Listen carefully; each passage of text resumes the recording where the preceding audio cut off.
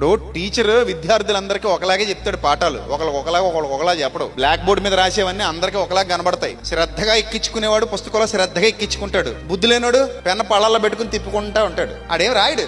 రేపు పొద్దున్న ఎగ్జామ్ వచ్చిన తర్వాత కూడా అదే పని చేయాలి నువ్వు. అక్కడ లాస్ట్ లో ఖాళీ పేపర్ ఇచ్చేసి నోరు మూసుకుని వచ్చేయాలి. మా ఓడి పోయిందండి, ఎందుకు పోయిందండి మా ఓడిది? సరిగ్గా దుద్దలేదట్టండి మా ఓడి పేపరు. మరి మిగిలిన అందరికీ సరిగ్గా దిద్దారా? ఆవిడ సరిగా రాసి సావలేదండి, బుర్తక్కోడు మొద్దోడు, ఆడుకోవడానికి ఉన్న శ్రద్ధ చదువుకోవడానికి ఉండదు.